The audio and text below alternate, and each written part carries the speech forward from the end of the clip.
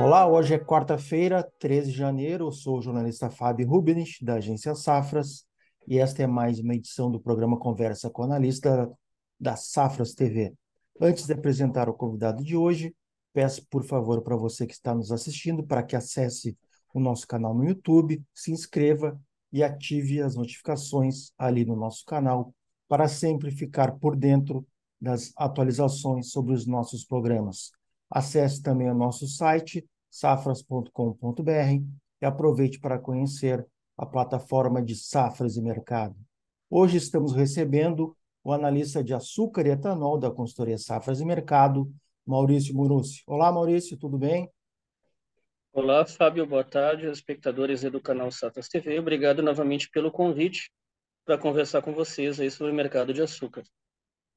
Então tá, Maurício, hoje o nosso foco é açúcar e eu vou logo te perguntando ali aí qual é a tendência para esse primeiro trimestre, né? Vamos começar pelo começo. Qual é a tendência para o primeiro trimestre do ano em relação ao mercado internacional de açúcar? Ele vinha caindo, né, no final do ano passado, e eu te pergunto se essa tendência aí persiste, se essa tendência de queda persiste ou se já tem alguma mudança aí no horizonte. Pois bem, desde o início do atual movimento de queda, né, que na verdade está estabilizado, no início de dezembro, nós já conversávamos, né, Fábio, tanto aqui no canal Safras TV, quanto nos nossos relatórios diários e semanais em publicações de consultoria da Safras Mercado, que o atual driver em Nova York, em março 2024, tenderia a encontrar um fundo, né, uma estabilidade junto aos 20 centavos de dólar por libra-peso, e até o fim de dezembro. E foi exatamente isso que aconteceu. Até o final de dezembro, os últimos dias de dezembro, ele se aproximou muito da base dos 20, não chegou a testar, evidentemente, não chegou a tocar nele, mas ele se aproximando, ele acabou encontrando um grande volume de ordens automáticas de compra, né, junto a essa região, e acabou deixando de cair e se estabilizando. Se estabilizou tanto que até começou a subir. Agora ele até já supera 21 centavos de dólar por libra-peso para março de 24, né? E pelo lado da perspectiva, que foi a sua pergunta inicial, né, Fábio? A Uhum. perspectiva das safras de mercado aí, tanto para janeiro quanto para o primeiro trimestre de 2024, é de continuidade nas compras. Porque nós temos, primeiro, esse fundo que eu comentei agora há pouco, que dá uma segurança para o comprador entrar, né, no mercado, porque Nova York já encontrou um fundo, não tende a cair abaixo disso aqui, desses 20 centavos, né? E Uhum. mesmo que caia, ele tende a recuperar, que é um detalhe que nós já comentávamos no mês passado também, mesmo que caísse a 19, ele encontraria um ponto de equilíbrio nos 20, então poderia até romper, não rompeu, né? Mas Sim. poderia até romper, mas ele retomaria os 20. E isso dá muita segurança para o mercado, esse fundo muito bem definido no 20. Então já reforça uma força compradora, digamos assim, por essa perspectiva. Outro detalhe importante, Fábio, são três, né? São três, esse Uhum. foi o primeiro. Uhum. O segundo é que já passou o movimento de rally de final de ano. Sim. O rally de final de ano é uma tendência vendedora que existe, né, entre novembro e dezembro, por parte dos especuladores, né, dos grandes fundos de investimento. Uhum. Eles tendem a vender as suas posições compradas em todos os ativos que eles possuem para realizar lucro, né, Uhum. e terminar o ano, né, encerrar o ano com seus balanços positivos e com lucros realizados. Uhum. Passado o final do ano, passado o rally de final do ano, essa força vendedora se transforma em compradora, porque eles, como auferiram lucros, como demonstraram os lucros nos balancetes, eles tendem a reinvestir os lucros já captados ao longo de 2023, né? Então, de janeiro, geralmente, é um mês de maior volume de compra, não somente janeiro e fevereiro, né? Esse é o segundo vetor de alta aí que nós esperamos dessa fase de mercado. O terceiro vai em linha com esse movimento, mas ele está correlacionado com a perspectiva de elevação na taxa de juros do Federal, elevação, não, desculpa, queda na taxa de juros Uhum. por parte do Federal Reserve lá nos Estados Unidos, né? O que acontece, Fábio? O presidente do Federal Reserve, em dezembro, Jeremy Powell, falou que em março eles estão, o Fed, né, o Fed está Uhum, altamente inclinado a começar o seu movimento de queda nas taxas de juros dos Estados Unidos, né?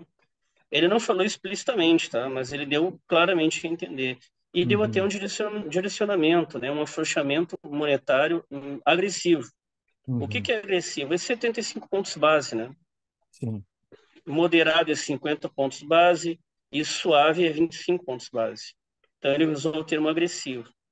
Então o que que o mercado interpreta, Fábio? Que em março, na reunião do final de março, tá? No final de março, reunião do Fed no final de março, haverá já um corte agressivo de 75 pontos base nas taxas de juros dos Estados Unidos. Só que o mercado financeiro ele não vai esperar esse movimento efetivamente acontecer no final de março. Ele Já vai vão passar o se primeiro. posicionar antes, né? Exatamente, leu meu pensamento. Eles vão pegar o primeiro trimestre inteiro já comprando, né? Por quê? Porque os títulos de dívida pública dos Estados Unidos, que são referenciados, por isso os juros mais altos do Federal Reserve, vão pagar menos, porque o juro está caindo, né? Como esses títulos de dívida pública, que são renda fixa, né, vão pagar menos, haverá uma migração de capital da renda fixa, que são os títulos de dívida pública, para a renda variável, que são o quê? O mercado acionário, né, os títulos de ações lá, Wall Street, Dow Jones, Standard Poor's, né, todos os papéis Nasdaq correlacionados a esses títulos, e também derivativos, entre os derivativos, os agrícolas, né? Que é onde se incluem os contratos futuros do açúcar, né? Uhum, Essa é a leitura pelo ponto de vista financeiro e de capital, né? Isso sem falar, sem mencionar que a queda nos juros da economia dos Estados Unidos motiva a evolução da economia, o crescimento da economia. E uma uhum, evolução e crescimento da economia aumenta o consumo, a demanda por alimentos, né? sim. Então, dá para dizer até que dentro desse mesmo terceiro escopo que eu falei de alta, são dois, né? Então temos Uhum, quatro uhum, vetores aí de alta para o açúcar ao longo do primeiro trimestre. E eu diria sim. até que é do segundo, porque Uhum, quando o Federal Reserve efetivamente reduzir as taxas de juros em março, esse fluxo de capital, essa migração de capital, ela não vai encerrar, ela vai ser uhum, continuada ao longo do primeiro semestre de 2024, né? uhum, Mas o start, né, o pivô do movimento vai começar no primeiro, né? sim. E essas são as perspectivas, né, Fábio? Para o primeiro trimestre, para janeiro e, de modo geral, para o primeiro semestre também de 24. Uhum. Bom, para finalizar o nosso primeiro bate-papo do ano, eu queria te perguntar sobre a safra do Centro-Sul, que ela está em andamento ainda, né? Apesar do calendário apontar que estaremos agora em entre safra.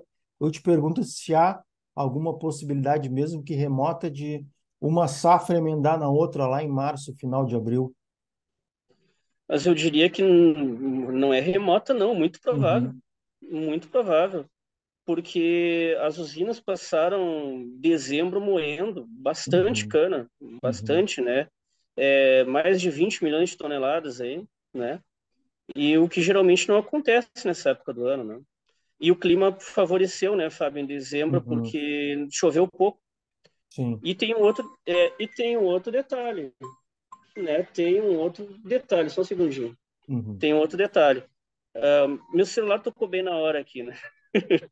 Mas vamos Uh, lá, tem, vamos lá. não, segue o baile, segue o baile. Aham, Tem um outro detalhe. O mês de janeiro, a primeira quinzena, quer dizer, de janeiro, ela sim. tende a ser pouco chuvosa, assim como foi dezembro. Uhum, uhum, Ou seja, as usinas que seguiram moendo em dezembro seguirão moendo em janeiro, pelo menos até a primeira quinzena. uhum. A segunda já está prometendo chuva torrencial, de 60 a 120 milímetros. Aí não tem como, né, Fábio? Nem Sim, que a sim. usina queira, e Uhum. elas querem moer, mas nem querendo agora vão conseguir na segunda Quinzena quinzena de de janeiro. janeiro. Uhum. É. E com isso, Fábio, a gente vai ter uma pressãozinha de baixa, Uhum. tá? Nos futuros do açúcar. Eu estava falando até todo esse tempo que eu estou falando aqui, dizendo que vai subir, né? Mas Sim. existe uma pressão de baixa Uhum. também por conta da continuidade na moagem e por Uhum. conta, Fábio, como é que eu vou criar um neologismo aqui, esse Uhum. emendamento de safra aí, Sim, sim. né? Apesar da segunda quinzena de janeiro ser com chuvas torrenciais, a segunda quinzena de janeiro vai ser excessivamente chuvosa, mas o Uhum. mês de fevereiro não vai. Então, as Uhum. usinas que vão parar na segunda quinzena de janeiro, elas vão seguir em fevereiro, e depois já tem as que Uhum. geralmente voltam em fevereiro, né? Porque existe um grupo Sim. ali de mais ou menos 15 a 20 usinas que não esperam abril para começar a safra nova. Elas já entram em fevereiro mesmo. Então, Uhum. como você disse, vão emendar tudo. As que pararem na segunda quinzena de janeiro, por causa das chuvas, e vão voltar em fevereiro, e já as que Uhum. começam em fevereiro mesmo, né? E só lembrando, né, Fábio, a nossa expectativa das safras de mercado para a moagem da safra 23, 24, 650 milhões de toneladas de cana, Uhum. e para a safra futura 24, sim, 24, 25, é 670 milhões de toneladas de cana. Uhum. É muita cana para ser colhida e muito açúcar para ser produzido, em resumo, né? 42 milhões somente nessa temporada. Uhum. Em seguida está começando a nova temporada. Bom, pessoal, então vamos chegando ao final de mais um programa aqui na Safras TV e eu faço um último pedido para quem não adicionou ainda, por favor, adicione os perfis da Safras Mercado, perfis esses que estão descritos aqui embaixo do vídeo, as suas redes sociais. Um abraço, Maurício, obrigado e um excelente 2024 para nós todos. Eu que agradeço, um grande abraço e excelente 2024.